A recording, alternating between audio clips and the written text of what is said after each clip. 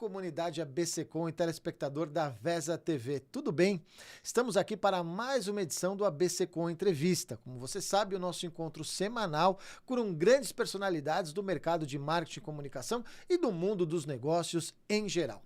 Bom, hoje nós temos um convidado especial, palestrante, consultor, autor, professor, e dá pra ficar falando um monte de coisas do meu amigo Hugo Santos. Tudo bom, Hugão? Ah, Bonetti, tudo bem, meu irmão? Prazer imenso estar aqui contigo, prazer imenso estar com essa turma bacana que tá vendo a gente. Obrigado pela oportunidade de conversar novamente. Bom, o Hugo, dá pra gente conversar umas 3 horas, então eu tenho que me policiar aqui e, obviamente, a gente vai tratar de muitos assuntos importantes, mas o ABCom Entrevista a gente sempre começa, Hugo, com uma pergunta que é: como tudo começou, né? Como entrou esse mundo de vendas, de marketing na tua vida? Muito bem, é muito interessante assim, né? Que eu entrei por acaso no mundo de vendas. Porque lá em 96, e aqui pra gente que é do ABC gosta muito da ETEC, né? Eu fazia ETEC, mas não fazia aqui no ABC, fazia na Getúlio Vargas, lá no Ipiranga. E eu entrei numa empresa de automação industrial. E certeiro que eu ia prestar ali suporte técnico para automação, projetos, mas por conta de capacidade de relacionamento, capacidade de comunicação, logo me jogaram para vendas. Então ali logo em 96, 97, primeiro em mercados técnicos, por conta do conhecimento técnico, fui jogado para dentro de vendas e aí colou, grudou, nunca mais soltei dali para frente, foi atuando em vendas, marketing. E como foi tua carreira e as experiências que você foi vivendo ao longo dessa trajetória? Vamos lá. Eu primeiro atuei em mercados muito técnicos, né? Então, automação industrial. Primeiro, que é muito difícil vender às vezes, né? Muito, porque o que acontece, né? O mercado técnico, ele tem algumas questões, porque assim, quem é tecnicista adora tecnologia.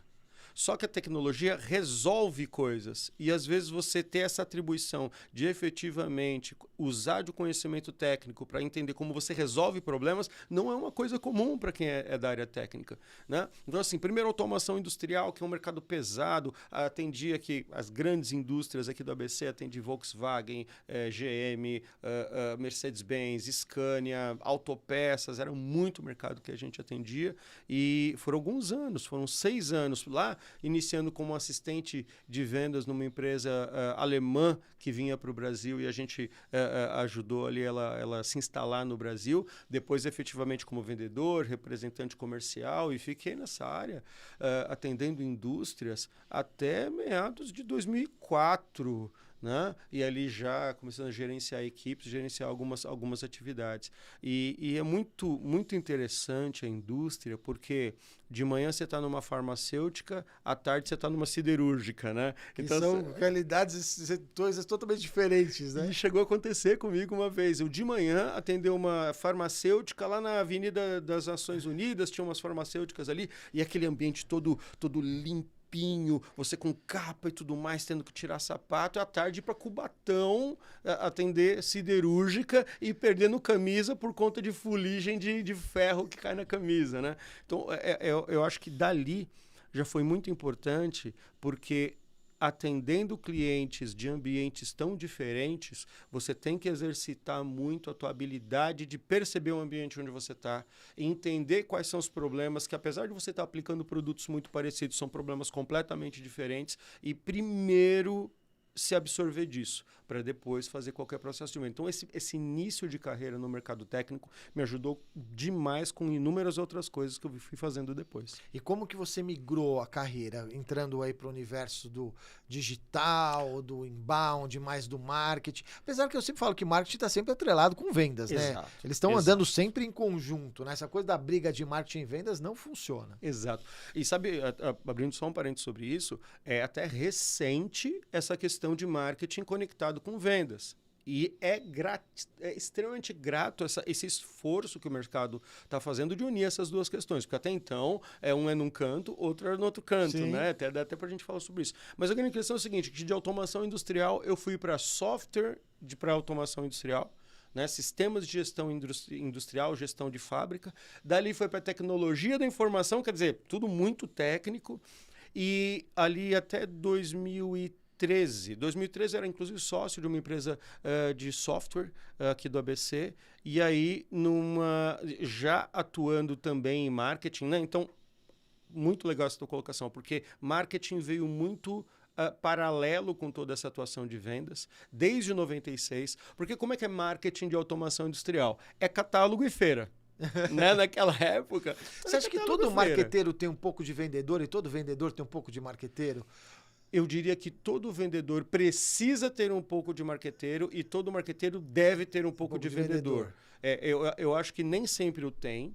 Daí, então, eu vejo até algumas distorções de entendimento das duas áreas, de quem está de um lado não entendeu muito o outro, porque perde a oportunidade de abraçar, do vendedor abraçar marketing e do marqueteiro abraçar vendas. Quando ele perde essa oportunidade, ele acaba se distanciando de algumas demandas muito corriqueiras do dia a dia hoje, né? Então, eu acho que nem todo, mas todos deveriam. Todos deveriam ter. Muito legal. Bom, mas voltando à história... Aí, o que acontece? 2013, eu com 37, 38 anos, me deu uma crise de que eu vou ser quando eu crescer. Uma idade boa, né? Uma idade tranquila, no momento exato. Exatamente, ajuste de carreira, né? E aí nasce a Palestras e Conteúdo. Nasce a Palestras e Conteúdo. Porque eu olhei toda aquela jornada de marketing, toda aquela jornada de vendas, marketing de conteúdo ali 2012, 2013, acelerando demais. Nessa época, inbound marketing ainda nem era tão difundido assim. Estava começando ainda, né? Muito no começo. Tanto é que eu fui me encontrar com inbound marketing já ali em 2014, 2015. Mas em 2013, numa virada de treinamentos, percepção de algumas coisas, falei, opa, peraí. Meu mercado e aí é muito engraçado isso, né? Porque eu sempre palestrei. Desde 96, na verdade eu estou em mercados técnicos desde 91. Em 92 eu era assistente de centro de processamento de dados, né? Mas ali em 2013 eu falei assim, peraí, eu sempre palestrei. Os treinamentos pelas empresas pelas quais eu passei sempre era eu que fazia, sabe? As conexões era sempre que eu fazia. E aí decidi instituir isso, nascendo a Palestras e Conteúdo, que nasce então para palestrar sobre vendas, sobre marketing, sobre algumas outras ações e fazer marketing de conteúdo. Então é nesse momento que eu carimbo efetivamente entrar no mercado de marketing por conta de todo esse conhecimento. Na tua opinião, qual é a grande habilidade ou a principal habilidade de um vendedor? Olha, essa é uma pergunta que me fazem muito e normalmente me fazem ela num sentido eu respondo no outro, que é o seguinte: todo mundo acha que um bom vendedor tem que ser bom de argumentação. Bom vendedor tem que ser bom de pergunta. Muito legal isso. Principalmente de pergunta. E aí, então... As empresas estão passando por dificuldades em seus departamentos de venda? Porque às vezes a gente vê como a principal dor é essa. E principalmente no mercado do jeito que está agora, as empresas estão passando por grande dor. Porque pensa o seguinte, né? Não vamos dizer... o nosso mercado, no mercado brasileiro, ele vive em baixo crescimento geral há uns bons anos. E a gente sabe que na virada do ano, algumas demandas comerciais, demandas de volume no mercado, elas deram uma apertada, né? Agora que a gente começa a ver os números de março e abril, que começam a demonstrar uma nova aceleração econômica no país. Então, sobre quem está a responsabilidade de permitir, proporcionar crescimento das empresas, mesmo num ambiente desafiador? Vendas. Então, as empresas elas estão passando por desafios gigantes de vendas, porque é muito engraçado, né? Porque os departamentos de vendas, os vendedores, não vou dizer os departamentos, alguns vendedores e vendedoras ainda insistem em práticas extremamente de data vencida nos dias de hoje. Então, eles têm esforço bruto em certas direções que não vão levar as empresas ao resultado que as empresas precisam. Né? Então, as empresas passam por maus bocados nesse momento, sim. Até essa parte do que você falou, né, de palestra, de treinamento, as empresas parece que buscam investir agora em treinamento, porque o vendedor teve que mudar. Isso. Né? Eu digo, o perfil dele, as buscas que ele...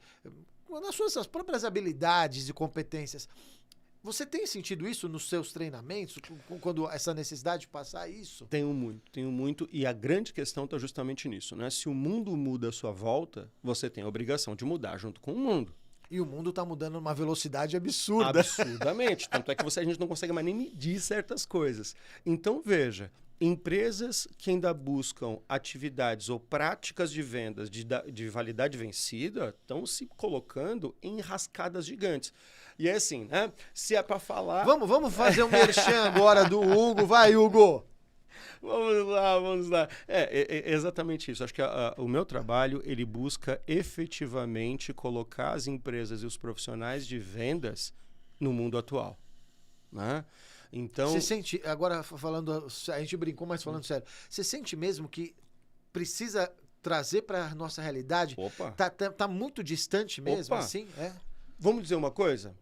Técnicas persuasivas de vendas. Eu tenho alergia sobre isso. Porque muitas vezes as técnicas persuasivas de vendas, como elas são ditas, elas são praticamente um estímulo para tapear cliente. Não!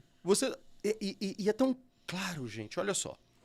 Você tem que ser aguerrido em vendas? Tem. Você tem que ter um nível de energia grande em vendas? Tem. Mas você tem que ter carinho com o cliente. Que talvez seja uma coisa básica que não se olhe. Você tem que ter abraço com o cliente. Palestrei esses dias num evento de vendas, tinha 500 pessoas na minha frente. Legal? Pergunta: cliente tem sempre razão? Sim ou não? A grande maioria, não. Né? Cliente tem sempre razão? Tem. A razão dele. A razão dele. Por isso que vendedora hoje, eles têm que ser bom do quê? De entendimento, de pergunta, de acolhimento. Até para entender a razão dele. É claro, porque eu estou querendo a venda ou estou querendo ter razão? Tem muito vendedora que gosta prefere ter razão do que ter o pedido. E isso não funciona.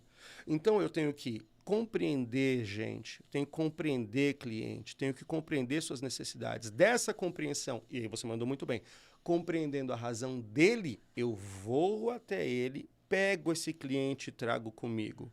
Quando eu compreendo esse cliente e deixo ele confortável no processo de vendas, ele compra. Então, diferente dos métodos persuasivos de vendas ou de alguns autores que insistiram durante muito tempo que vendas era uma questão de você arrancar a venda do cliente, não. Hoje, num mundo onde os nossos clientes querem experiência, e se a gente não der essa experiência para eles, eles vão achar em algum lugar, você tem que proporcionar um ambiente favorável. E mesmo quando a gente usa entendimentos mais avançados, como o de neurociência, por exemplo, uma das questões mecanizadas no cérebro humano é a percepção de risco. E nós, como bichos homem, aprendemos que se eu tenho risco, o que eu faço? Dou um passo para trás, corro para a caverna, não é assim? Então o vendedor ele não pode estimular no cliente a percepção de risco. Ele tem que estimular no cliente a percepção de conforto. Segurança. Segurança. Quando o cliente está confortável, ele compra mais e compra mais rápido. Hugo, você falou de vendedor, né? E do time de vendas, de colocar esse departamento nos dias de hoje. Sim, sim. E acho que isso deve ser um grande desafio. Absurdo. Com a tecnologia, com a velocidade. A gente poderia dizer que a maioria das empresas tem problemas, talvez, nos seus processos de venda? O departamento não tem bons processos? Ou não? Toda a tríade do bom desenvolvimento empresarial, ele é baseado em pessoas, processos e tecnologias. Então, antes dos processos, vem as pessoas. Tanto as vendedoras e os vendedores, quanto os líderes de vendas, quanto as empresárias e empresários. Se ele não tiver crença de que experiência é importante para o cliente, de que valor agregado é importante para o cliente, de que desenvolvimento olhando pelas pessoas é importante, se ele tiver primeiro essa crença, ele não vai ter processos eficientes. Então, primeiro começa por ali. Começa pelas pessoas. As pessoas precisam compreender que a banda está tocando de um jeito diferente. Que o nosso mundo está convivendo com as coisas de uma forma diferente. A partir dessa crença, tanto para empresário, quanto para líder, quanto para vendedor, aí sim as pessoas se dispõem a desenvolver processos consistentes para atender essa crença e aí então ter a tecnologia que ampara esse processo. E até reformular processos, né? Porque Opa. talvez como você vendia há anos atrás até pudesse funcionar, mas hoje talvez não funcione tanto. Muito. Por exemplo, meios digitais no meio do processo de vendas. Legal? Então, o vendedora raiz, fala assim, não, o que funciona é estar na cara do cliente, o que funciona é, no máximo, um telefone. Como é que esse vendedor lida hoje com o WhatsApp?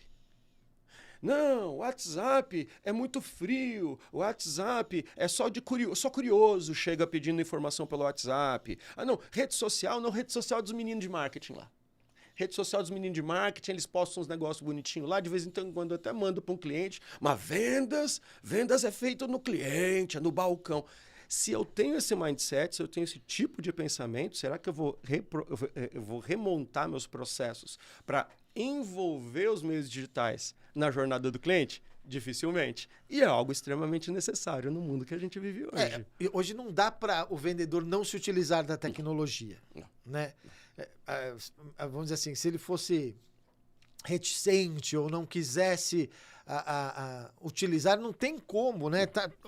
Até porque hoje as empresas elas têm que ser digitais e estar nos meios digitais. A gente vai falar também mais sobre isso, mas não tem como o vendedor não lidar com isso. Né? Não tem. E aí o que eu vejo e isso está muito conectado com os líderes de vendas, tá? Eu vejo muito líder de venda que ou ele nega essa possibilidade. Não. Olha, eu entendo até que é necessário e tal, mas aqui nós precisamos de resultado, e o resultado está em outros lugares. Ele ainda tem essa crença. Ou então ele finge que acredita. Não, é verdade, precisamos ter o WhatsApp aqui na empresa. Vamos adotar. E aí quando faz de forma atrapalhada. Então não, tem que se debruçar. Não existe vendas hoje, independentemente do porte da empresa, independentemente do tipo de negócio, que não envolva de alguma forma os meios digitais dentro do processo. Você acha que isso fez com que mudasse um pouco desse perfil do vendedor? Porque, de fato, talvez eles, vamos colocar assim, ele tenha que estar mais solícito, ou ele tá com mais contatos, ele tem que responder mais agilmente. Fez com que mudasse um pouco daquele perfil do vendedor mais antigo, que ia lá de porta em porta, fazia a sua planilha, o relatório. Mudou até a forma de como ele lidar com esse cliente, até porque esse cliente está mais conectado, Sim. Tem o concorrente também com fácil acesso para poder tirar ali uma dúvida ou fazer uma comparação. Olha, excelente questão. Eu vejo que as responsabilidades de vendas elas passaram a ser diluídas e distribuídas.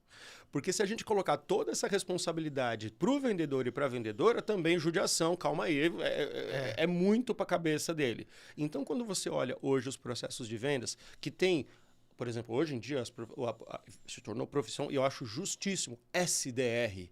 O que é um SDR? Vamos explicar para a nossa audiência. O Sales Development Representative. Cara, é uma pessoa que qualifica leads. É a pessoa que tem o primeiro contato. É a pessoa que faz o primeiro. E aí tem alguns nomes e siglazinhas, né? Você pode SDR, BDR. Mas basicamente é o seguinte, né? No começo do processo de vendas hoje, você tem gente dedicada ao começo do processo.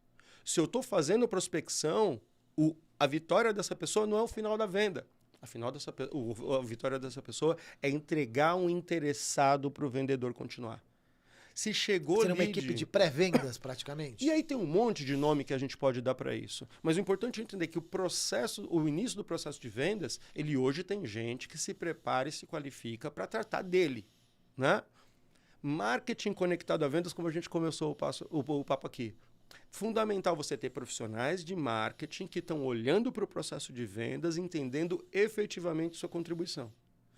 E aí outros, Customer Success, que está lá do outro lado, que é responsável por garantir um nível de sucesso do cliente. E esse cliente apaixonado, esse cliente embaixador da marca, ele vai indicar mais, ele vai comprar mais. Então, a grande mudança da vendedora e do vendedor e dos líderes de vendas é entender que aquele estereótipo do lobo solitário não funciona mais. Sim. Porque ele está envolto de outros profissionais, outras filosofias e outros expertises que, se ele não estiver conectado com tudo isso, ele não vende mais tudo que ele precisa vender. Então, talvez seja essa a grande transformação. O cliente, o vendedor, ele a favor do cliente e ele no peito ali, resolvendo tudo. Hoje a complexidade do mundo aumentou. Então, necessariamente, a complexidade desse arcabouço de vendas também mudou.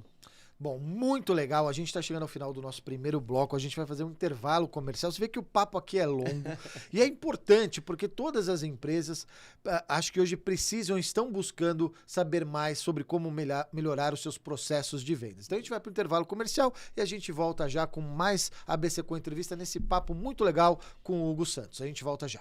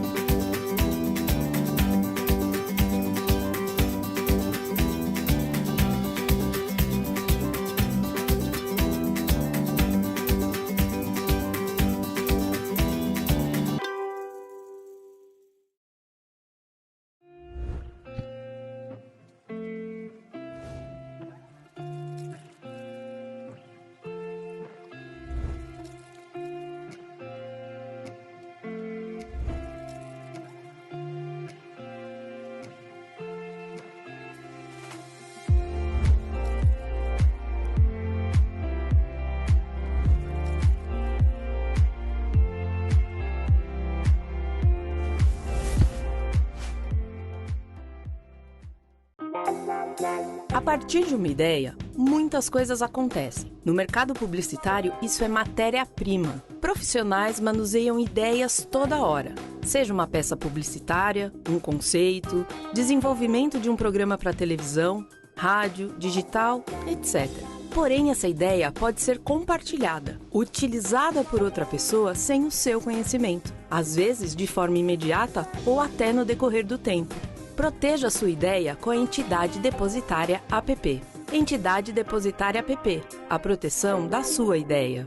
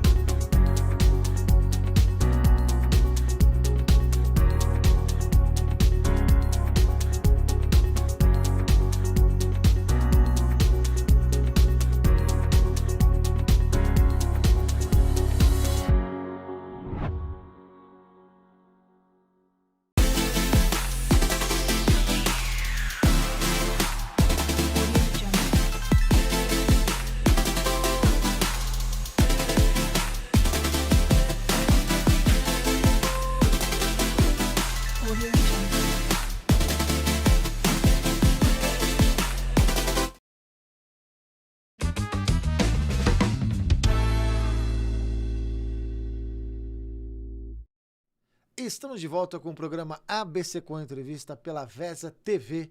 Aqui é a nossa TV do mundo dos negócios e a gente continuando o nosso papo com Hugo Santos. Hugão, falamos bastante sobre vendas, a gente vai depois também introduzir e falar mais sobre os processos de venda comercial, mas, como você viu, o Hugo é palestrante, é professor, é consultor e autor. E vamos falar aqui de 2 livros, o qual o Hugo fez parte como um dos autores. Vamos começar por qual, Hugo? Já que a gente está falando de vendas, vamos de Omnichannel, né? Vamos de Omnichannel? Por favor. Então aqui, ó, o poder da conveniência poder da conveniência Omnichannel no atendimento, aqui com os outros grandes autores, o Arthur Igreja, o Edinaldo Oliveira, o Edson Figueira, o Francisco Pinheiro. Hugo, fala um pouquinho desse livro, sobre o que se faz. Hoje se fala tanto de Omnichannel, né, de atendimento. A gente vai até entrar no que é o Omnichannel, mas fala um pouco sobre esta obra, o que ela traz. Essa obra ela veio de um clamor sobre justamente explicar de forma simples o que é o mundo Omnichannel. Na verdade, hoje você tem clientes chegando na tua empresa de tudo quanto é canal, por tudo quanto é canal diferente, de formas diferentes. E a gente percebeu que não existia uma obra que tratasse de uma jornada de entendimento sobre o que é utilizar inúmeros canais possíveis de comunicação diferentes dentro de um mesmo contexto. E aí é claro que vem 2 nomes que saltam, e inclusive essa capa é linda, eu adoro essa capa. Né? Vamos mostrar aqui, Vitão, passa aqui novamente aqui para a gente ver, olha lá. Que é conveniência e Omnichannel. Conveniência é um paradigma. Porque boa parte dos processos de vendas das empresas são montados como a empresa quer vender e não como o cliente quer comprar. Isso é um problema seríssimo. Então, conveniência é atender o cliente dentro do que para ele é importante, não para a empresa. Né? Como ele quer. Como ele precisa. Algo, mas muitas vezes o cliente nem sabe. Ele nem sabe mesmo. O seu papel é descobrir e oferecer coisas que ele não pensou, e oferecer coisas de jeito que ele não pensou, que ele vai falar assim, pá, Bonetti, você me resolveu um problemaço com isso. Isso é conveniência para o cliente. E omnichannel, porque ela precisa acontecer em todos os canais ao mesmo tempo. Então, é uma obra... Só para a gente até... A gente tem muito empreendedor que assiste o programa. Sim. O que é o omnichannel? Excelente. Né? Vamos começar do começo, porque é estar em todos os canais? É isso? Preciso estar em todos os canais? Excelente questão. Lembra que a gente falou agora há pouco dos líderes de vendas que ainda talvez insistam, não, aqui na nossa empresa não precisa disso, não precisa daquilo, né? Então vamos pensar o seguinte, houve um tempo em que os vendedores botavam as pastinhas embaixo do braço, iam até os seus clientes e eles eram os responsáveis por dar o show. Houve o tempo que os clientes iam até os balcões das nossas empresas e ali eles teriam tudo sobre o produto e serviço que a gente vendia. Acabou esse tempo há muito tempo. Né? Hoje o cliente ele pesquisa, hoje o cliente ele consulta, hoje o cliente ele vai nas redes sociais ver quem está falando bem, quem está falando mal, ele vai no Reclame Aqui, consulta sobre a sua empresa. Então ele tem todo um envolvimento de informações. Ele entra no site da sua empresa para saber se você vende, se você não vende, se você faz, se você não faz. Dado isso, omnichannel então é proporcionar que, independentemente do canal onde o cliente está conversando com a sua empresa, você ofereça a mesma experiência para ele. Então, quando ele manda uma mensagem pelo WhatsApp, ele é atendido pelo WhatsApp, ele tem que ter uma percepção da tua marca. Quando ele entra no teu site, ele tem que ter a mesma percepção e as mesmas informações. Quando ele liga para a tua empresa, ele tem que falar com alguém que conhece de todo esse expediente e continua essa experiência. Quando ele vai na sua empresa, ele tem que chegar na sua empresa e falar assim, essa é a mesma empresa, do WhatsApp, do Instagram, do site, do telefone. Quando o cliente percebe que tudo está conectado e quando você oferece essa possibilidade para ele... E o processo contínuo, né? Exatamente. Processo contínuo dentro da jornada do cliente, isso é fundamental. Isso é fundamental para o cliente. E isso gera valor nessa marca. E isso é essa questão do omnichannel. Independentemente do canal onde você está falando com quem, você tem essa mesma experiência. E isso a gente pode dizer até por uma questão, digamos dizer, a tecnologia estar mais democratizada. Hoje serve para qualquer tipo de empresa, né? Eu sempre já entrevistei o Hugo outras vezes, ele fala uma coisa, ele tem uma frase que eu acho fantástica, que não é tecnologia de colocar foguete na lua, não né? É, exato. Desculpa, te cortei. Mas é sério, porque eu acho que assim, nossa, minha empresa não tem como ter isso. Não tem, hoje tem, né? Até você começando aqui pelo livro já é uma boa ideia, né? Exatamente. E o livro ele conta justamente isso. Ele desmistifica um monte de coisa, inclusive essa brincadeira de não ser tecnologia de botar foguete na lua. É muito mais uma questão de dedicação humana do que de tecnologia, né? Até porque essa tecnologia, Hugo, eu tenho uma grande empresa, tenho 50, 60 pessoas só no atendimento, preciso de uma plataforma omnichannel que efetivamente reúna todas as questões e me ajude a minha empresa. Também vai ser questão de esforço humano, porque não adianta você implantar e largar. Você tem que abraçar aquilo e desenvolver e melhorar constantemente. E implanta o que é possível e importante, prudente para o começo e vai desenvolvendo ao longo do caminho. Então você está certo, não tem empresa que não diga assim, não, é muito para a nossa empresa. Tem que estar. Tem que estar e tem que ser. Então, esse livro ele conta justamente essa jornada. Inclusive, no meio dele tem um QR Code, você baixa um guia de implementação, né, do atendimento omnichannel. E é aquela história, né? Qual o pai que fala que o filho é feio, né? Então, é um livro muito gostoso de ler, né? Porque já li ele algumas vezes. Então, ele está muito gostoso de você vai lendo e vai refletindo junto com a gente sobre o que é a conveniência omnichannel. O livro é muito legal, eu indico para vocês, mas para a gente dar alguns spoilers, né? Ou complementando, tem duas coisas aqui que eu gosto muito de falar e de ver. Primeira delas, qual é a característica desse novo consumidor? Vocês falam muito sobre isso, sim, né? Sim. Porque é isso que leva a se preocupar com o Omnichannel. Qual é a característica que vocês falam muito bem sobre isso? Inclusive, eu preparei uma aula usando parte aqui do livro falando sobre isso. Que legal. Fala um pouco sobre isso. Consumidor 4.0. Né? Alguns chamam de 4.0, outros consumidor online, super consumidor. Ele tem 4 características que a gente elege no livro. A primeira característica dele é que ele é imediato. Ele está acostumado a mandar uma mensagem numa rede social e querer resposta imediata. Ele sabe que se ele entrar numa linha de um buscador e digitar meia dúzia de palavras e um enter, ele tem a informação. Ele está acostumado a entrar no streaming dele, escolher o vídeo que ele quer, o filme que ele quer, a série que ele quer e dar um play assistir naquele momento. Esse imediatismo não volta nunca mais atrás. Então, nós temos que entender que mas meu cliente é impaciente. Aceita que dói menos. Legal? E ele não vai mudar e vai ser isso mesmo. É você, empresa, que tem que acompanhar esse imediatismo. Então, para de chamar de impaciência, entende que é imediatismo e atende. A primeira questão é essa. Segunda questão, ele é muito conectado, mas conectado não só na internet. Ele é conectado com uma comunidade de outros consumidores. Ele pergunta quem compra, quem não compra, se dá certo, se não dá. Ele se envolve de outras informações. Ele sabe que ele é um consumidor dentro de milhões, mas ele entende a singularidade dele e quer ser atendido dentro dessa singularidade. Então, ele é muito conectado com as informações que estão acontecendo, né? Terceira questão, ele é muito exigente. É muito exigente. Então, ele aprendeu que consegue produtos e serviços de alto valor agregado, de alto valor para ele, por um preço muito justo. Então, ele consegue serviços muito bons pelo preço que ele está disposto a pagar. E essa percepção de exigência de qualidade, de exigência da experiência também, ele não volta atrás.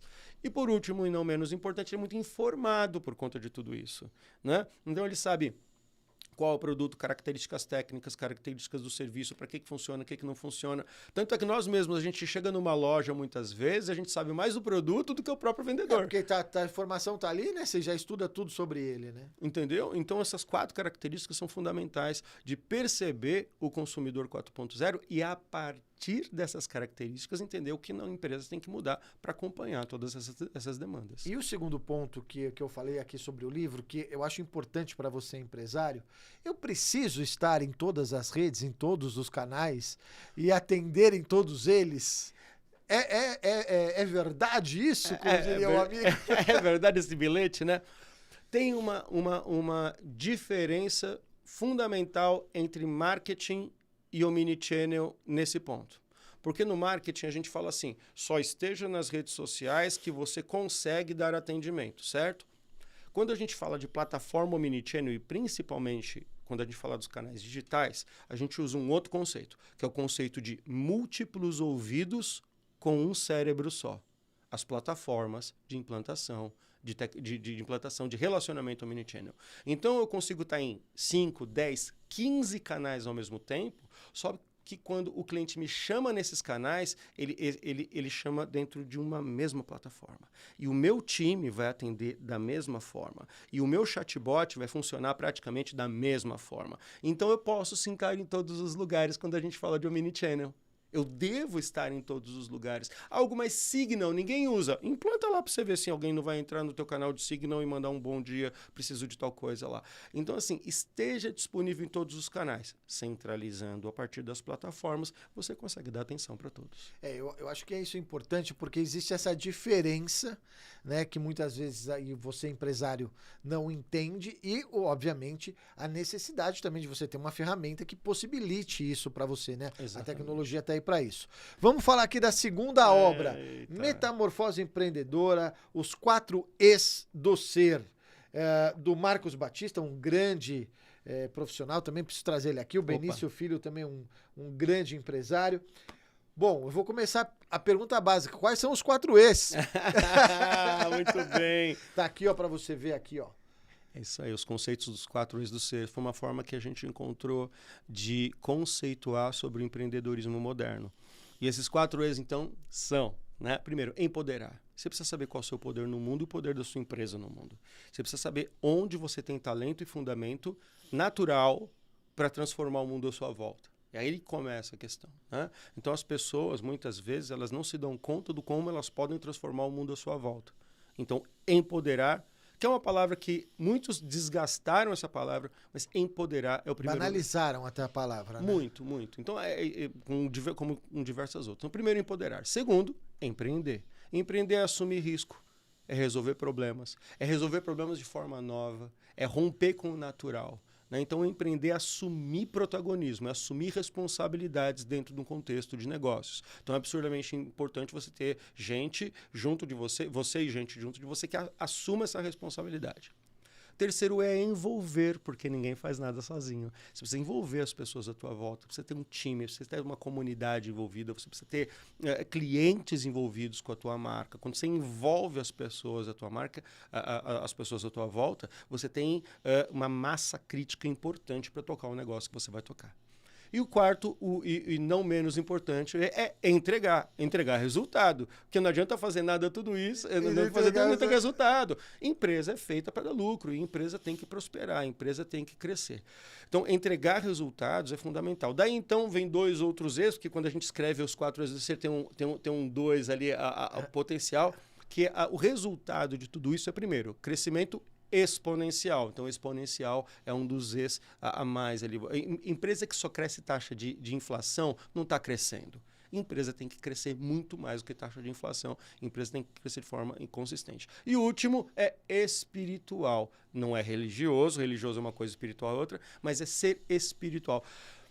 Esse lance de espiritual no empreendedorismo é, como eu digo assim, chega no final do ano, você está ali preparando as festas de final de ano da sua casa com a sua família, você olha para trás e fala assim, apesar de todas as tretas, valeu a pena. Esse é o bem espiritual que você leva depois de uma jornada com essa. E esses são os 4 eixos do ser. E qual o objetivo desse livro? É trazer o quê para o empreendedor? É mostrar isso? É ajudar o empreendedor?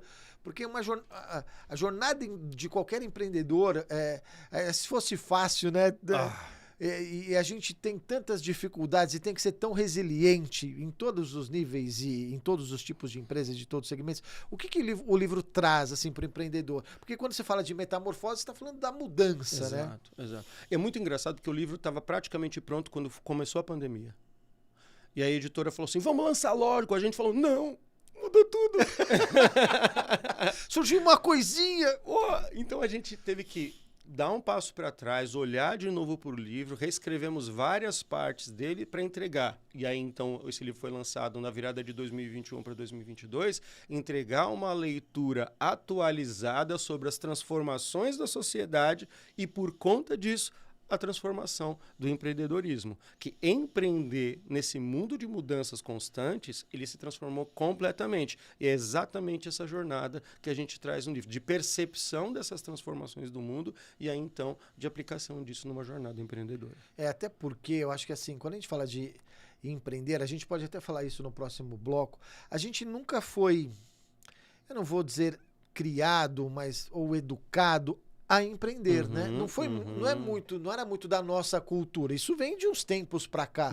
Mas a gente nunca foi, talvez, incentivado a empreender lá atrás. Você concorda com isso ou não? Eu vejo assim, empreender, e é uma coisa que a gente traz no livro, primeiro, empreender não tem glamour. Não tem glamour nenhum. Ser empresário não tem glamour nenhum. Exatamente. E empreender para todo mundo? Talvez não. Não. Porque existem certas questões da exigência de esforço do empreendedorismo que estão ligadas ao perfil de comportamento do indivíduo. Então, tem gente...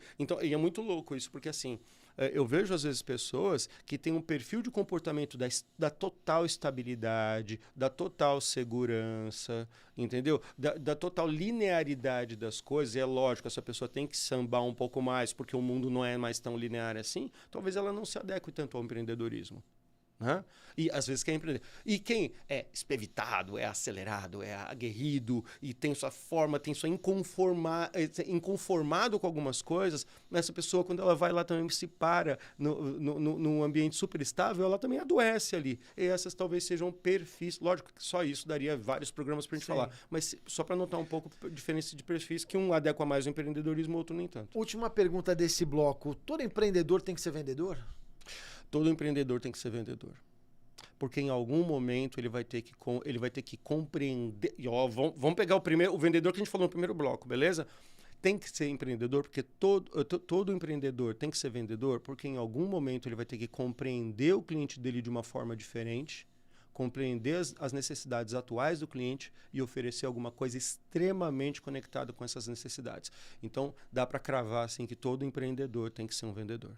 Bom, muito legal. Então, olha que dica aí fabulosa para você. Você viu que o papo aqui vai longe. A gente vai para o nosso último intervalo comercial e a gente volta conhecendo um pouco mais do Hugo e falando um pouco mais sobre essa parte de vendas. Se esse tal do WhatsApp mexeu mesmo com essa área e o quanto isso é importante ou não para a sua empresa. A gente volta já.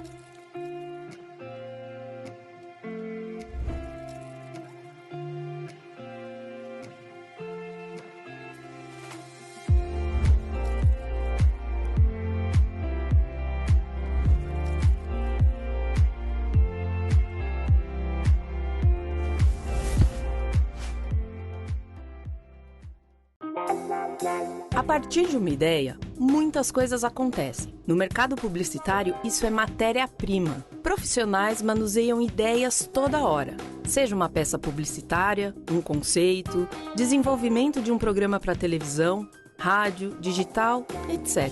Porém, essa ideia pode ser compartilhada, utilizada por outra pessoa sem o seu conhecimento, às vezes de forma imediata ou até no decorrer do tempo. Proteja sua ideia com a Entidade Depositária APP. Entidade Depositária APP. A proteção da sua ideia.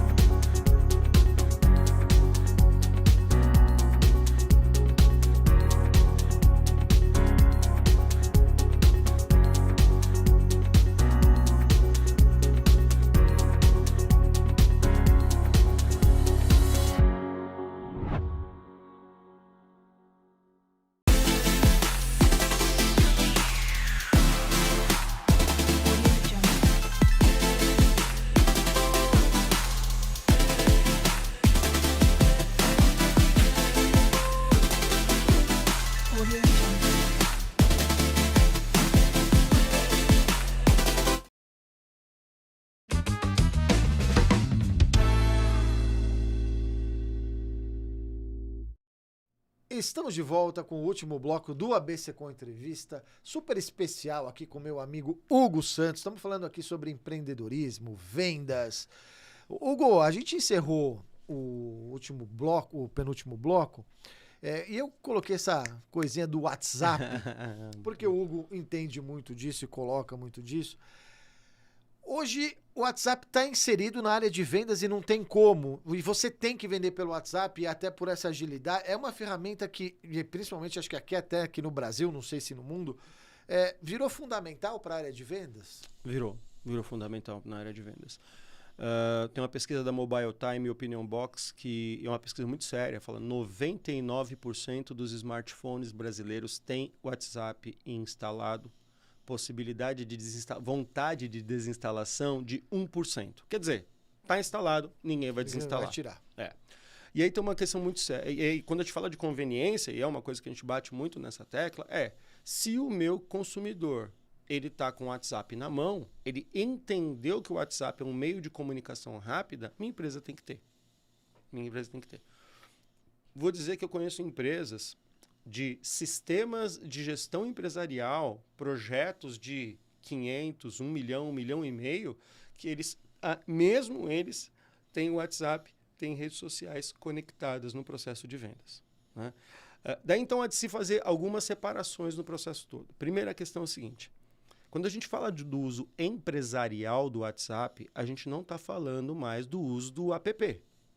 Uma coisa é app. É eu com o celular na... Algo, mas eu tenho aqui a versão business. Versão business do WhatsApp são para empresas pequenininhas, até 4 atendentes, que não necessitam de muita automação, mas vai ter uma mensagem ali para horário comercial, para fora do horário comercial. Isso é um uso do WhatsApp.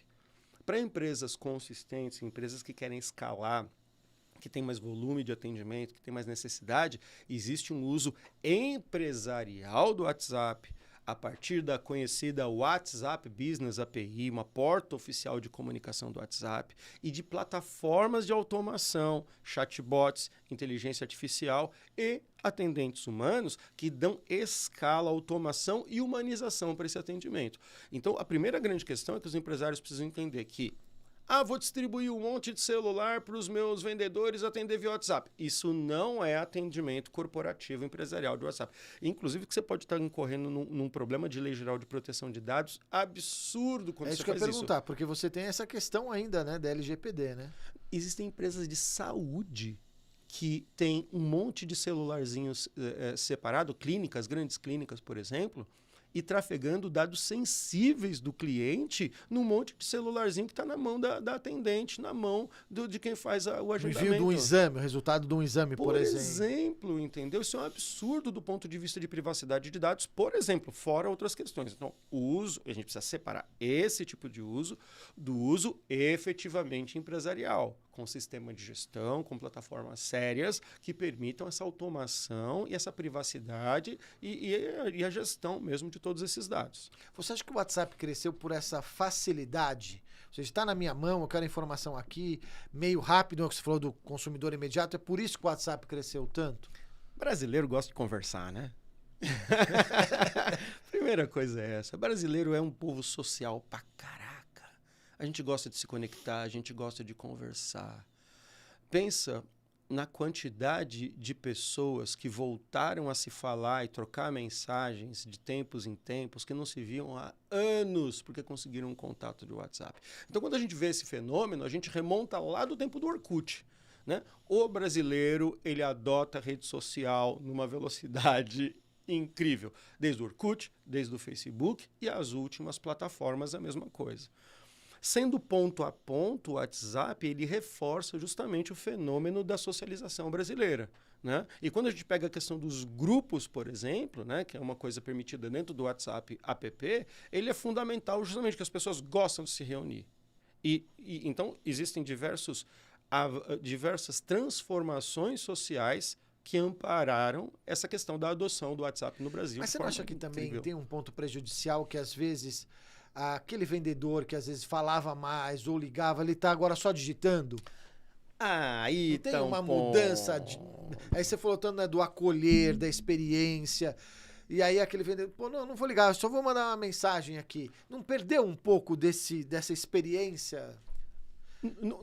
Não pode se acalmar só dentro do WhatsApp, né, irmão? Então, não, porque eu falo assim, o vendedor é muito falado, mandei aqui uma mensagem no WhatsApp e tal. Vou dizer mais, mas vou dizer até o seguinte, o vendedor que adorava conversar, que adorava estar com o cliente, esse vendedor tá ficando deprimido no WhatsApp, porque ele quer conversar com o cliente, ele quer estar com o cliente, ele tá se vendo às voltas com isso. O vendedor que já era meio de canto e que não queria fazer muito esforço, e ele agora tem o WhatsApp. Agora virou o ninja do WhatsApp. Cara, o WhatsApp é para mim. Nós precisamos entender que o WhatsApp é um canal de comunicação dentro de uma jornada gigante do cliente. Então, primeiro, a gente não pode ter WhatsApp dependência. Legal? Porque o WhatsApp, abraço quentinho para ele, mas é uma empresa privada que tem suas questões, tem suas referências, tem suas possibilidades, disponibilidades e indisponibilidades. Então, quando eu foco toda a minha estratégia dentro só do WhatsApp, estou fraco ali. Então, para começar... vulnerável, né? Absurdamente. Então, tem que estar em todos os canais digitais para começar a brincadeira. Segunda questão é, comunicação digital é uma comunicação frágil. É uma comunicação mais fria. Eu sinto muito isso, eu falo muito isso aqui pro time da BCCom e aqui na VESA. isso, assim, eu acho muito frio. Eu acho que ele pode complementar, pode ajudar, dar celeridade para algumas coisas, mas eu ainda gosto do cafezinho, do tete a tete. Viu? É necessário, quanto maior for o valor agregado do teu produto e serviço, mais você precisa trazer esse cliente dos canais mais frios, dos canais mais fracos, para os canais mais quentes, para os canais mais fortes. Então é claro que o WhatsApp recebeu a proposta aí, tá confirmada a nossa reunião de amanhã, segunda-feira às 14 horas, podemos fechar esse horário? É claro que o WhatsApp para esses expertises é fundamental. Saiu uma matéria aqui no nosso site, no nosso blog, lembrei de você. Vi uma notícia aqui. É lógico que o WhatsApp para esse tipo de coisa é fundamental. Agora, você precisa trazer o cliente para um lugar onde você tem um maior acolhimento e um maior esforço. Então, com certeza, o vendedor que está deprimido, que era o bom de papo, ele não pode mais ter o papo, eu diria para esse vendedor, coragem, irmão, coragem, irmã, traz o teu cliente do WhatsApp, ache suas formas para trazer o cliente do WhatsApp e trazer para esses canais onde você dá show. E o vendedor, que é aquele vendedor mais quietinho, falaria para ele, desenvolva a sua comunicação, porque só pelo WhatsApp também não resolve. E sabe uma coisa que, assim, antes da pandemia, a gente via até muitas vezes o mercado de feiras sendo colocado em xeque ou em questão. Essa feira dá retorno, essa feira não dá retorno. E pós-pandemia, a gente tem ido fazer cobertura de muitas feiras. Sim. As feiras estão lotadas. Sim. E pessoas fazendo muitos negócios. Não é simplesmente lotado de gente para visitar, para fechar negócio, para conhecer parceiros, para conhecer, às vezes, fornecedores ou clientes que só se conheciam online. E o quanto as feiras voltaram a ser importantes e movimentar os mercados. Os eventos presenciais voltaram com muita força. Como eu disse, recentemente tive num evento de vendas que ele foi durante um tempo online, mas assim, instalou o dedo, tinha 500 pessoas numa véspera de feriado. Num sábado, que o feriado era na segunda. Eles falaram, não, a gente vai fazer um novo que vai bater 1.200 pessoas na sala. Então, sim, nós estamos desejosos dos contatos presenciais. A gente cansou do meio online. Muita gente ainda está nele, no meio online, como questão primordial. Mas a extrema maioria de nós voltou para essa questão do presencial. Mas o meio digital tá entrelaçado com isso, né? Ele vira quase que uma coisa onipresente, né? Mas a gente saber como utilizá-lo e não só depender dele, né? E coisas do tipo, para você ir no evento presencial, com certeza você usou uma plataforma online para comprar o ticket, mas aí você tinha que pegar o ticket e apresentar na hora, então você mandou para o seu WhatsApp, para você ter aquilo no teu celular para mostrar na porta, marcou com um amigo pelo WhatsApp, falou para um fornecedor, para um parceiro que você estava na feira naquele horário pelo WhatsApp. Então percebe, as coisas são assim, elas estão todas entrelaçadas. Bom, a gente está quase chegando ao final do nosso... Passa rápido, né, Hugo? Passa muito rápido. A gente não falou metade do que a gente queria falar. Exatamente. Mas vamos lá, bate-bola rápido. Opa! Um livro. Não vale os dois que você escreveu. Nossa, eu ia respirar um livro. Tem um livro que ele tem um nome horrível, mas o livro é muito bom, que é Como Convencer Alguém em 90 Segundos. É um manual de programação neurolinguística num livrinho que você lê numa sentada. Ele fala basicamente sobre todo bicho, quando encontra outro bicho, você tem 3 tipos de reação. Ou você bate, ou você corre, ou você se relaciona. O livro te ensina a não gerar os estímulos para bater e correr, para você se relacionar com as pessoas. Como é o nome? Como Convencer Alguém em 90 Segundos. Muito bom, já fica aí uma dica. Um filme. Um filme, eu estou tentando trazer aqui para o contexto de vendas. Não, um filme que você gostou, pô. Olha, eu acho que para os momentos que a gente vive marcou. hoje... E olha só que interessante ver esse filme, Green Book. Você gostou? Eu gostei muito de Green Book, porque é uma relação... nós estamos gravando esse episódio, tivemos ontem um evento lamentável de racismo, né, no esporte internacional, e é um livro que ele fala sobre como relações genuínas são construídas independentemente de raça e de crenças. Então, nossa, surgiu agora do nada. Green Book, acho que é um excelente filme. O que o Hugo gosta de fazer nas horas vagas? Tô voltando a tocar. Vai tocar o quê? Peraí, precisamos saber sobre isso. Eu fui músico durante a adolescência inteira, toquei em banda muitos anos e essa foi uma coisa que eu deixei pra trás um pouco, então tô voltando agora a tocar guitarra, tocar violão e cantar em banda e tá sendo um reencontro incrível pra mim. Cara, você sabe que isso é uma coisa legal, porque a gente na festa do prêmio do ano passado, uma banda que tocou foi formada por publicitários. Isso! E todo mundo falou que foi o auge. Nos nossos 10 anos, foi o que todo mundo mais gostou, achou mais legal. E é legal saber desses hobbies aí de todo mundo. Mas vamos ver isso, pra você tocar também, com hein? certeza. Vamos lá. Se eu fosse te convidar para um jantar, para um almoço, o que o Hugo gosta de comer? Prato preferido do Hugo? Olha, nossa, você me pegou agora. Em casa eu tenho uma grande idade, eu vejo que eu tenho uma esposa que cozinha demais, né? Inclusive, meu amor, tô olhando que é um beijo pra você, viu? Ultimamente, cara, eu acho que massas com carne. Massa com carne é o que tem me pegado mais, assim. Coisinha light, fitness, né? A gente eu que sou italiano, gosto pouco também. Verdade. E assim, como eu falo, né? Nós tivemos que deixar o leite e o queijo para trás. Então tá esse desafio. Massa com carne, mas não tem sem queijo. Então, isso para mim tá ótimo. Se você fosse dar uma dica, ou sobre vendas, ou sobre empreendedor, para o empresário brasileiro, o que você falaria para ele, pensando aí também em futuro, o que vai mudar, tendência? Qual seria a sua dica para o empresário, para o empreendedor brasileiro? Experimente. Teste. Sem medo. Sem medo. Saia das suas achologias. Eu acho que isso dá certo. Você não tem que achar nada, irmão. Tem que testar. Tem que ouvir seu cliente. Né? Então, assim, tem duas coisas que eu falo muito para líderes de vendas. Primeiro é o seguinte: você puxa o telefone e pergunta para o seu cliente: por que você insiste em mim? Onde eu sou bom? Onde a nossa empresa efetivamente entrega resultado? Faça isso. E a partir dos seus clientes, de reencontrar esse valor que você entrega para os seus clientes, experimente, teste e busque outros clientes nos quais você pode impactar eles dessa forma também. Quando você fala disso, será que às vezes o empresário ele está preparado para ouvir, de repente, algo que não seja positivo, um revés da empresa dele, que de repente ele nem imaginava, ele achava que estava fazendo tudo tão certinho, e ele está preparado, de repente, para ouvir alguma coisa saindo da achologia, ele achando que estava tudo bem, e quando ele pegou essa mão no telefone, ele viu que não era bem assim? Esse é um dos maiores dramas dos empresários. É se encontrar com aquilo que ele achava que fazia bem, que ele achava que a empresa dele fazia bem, mas não faz. E esse é o maior motivo de crise entre empresárias e empresários. Então, eu diria que o maior diferencial é da empresária, do empresário, que tem disposição de se encontrar com essa realidade. De estar de braços abertos, de coração aberto para encontrar com esse revés da sua empresa. E quem tiver tempo de reação sobre isso são os empresários, as empresárias que mais vão se destacar e vão fazer as empresas crescer mais exponencialmente no mercado que a gente vive. É porque eu fico imaginando assim, né? Você vai receber ali uma notícia, você tem que fazer alguma coisa com ela. Exato. Não tem jeito, né? Exato. E aí, como você falou, tem o tempo de resolver. Às vezes pode ser muito rápido, às vezes nem tanto, mas você vai ter que agir, né? Exato. E é justamente isso. Quem renega esse tipo de coisa sofre muito.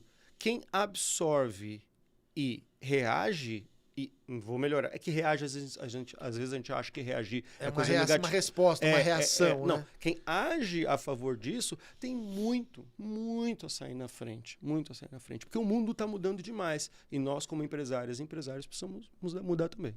Bom, quero agradecer demais, Hugo. Você viu que o papo passou uma hora, passou rápido, mas não né? foi uma hora, foi 15 minutos. Dá pra ficar aqui conversando horas. Hugão, obrigado, cara, pela parceria. A gente tá falando aqui sobre trazer conteúdos de vendas do Hugo pro nosso canal. Eu acho que é sempre importante falar sobre isso. Vendas será sempre importante. Sim. Nunca vai deixar de ser pauta. Sim. E sempre aí tentando, obviamente, se modernizar, se atualizar, olhando as tendências. Obrigado pela tua presença, pelo papo, foi muito bom. Eu que agradeço vocês, todos os nossos ouvintes, aí, quem está assistindo, um grande abraço, fico à disposição. Conversar com vocês aqui é sempre um grande barato. Obrigado por isso. E agradeço você que acompanhou a gente em mais um ABC Com Entrevista. Você vê que papo gostoso. Tenho certeza que ajudou você que é empreendedor, que é empresário. E eu espero você aqui na Vesa TV na semana que vem com mais um ABC Com Entrevista, com mais um convidado especial, tratando de temas importantes, diferentes, relevantes para o seu negócio. Até semana que vem.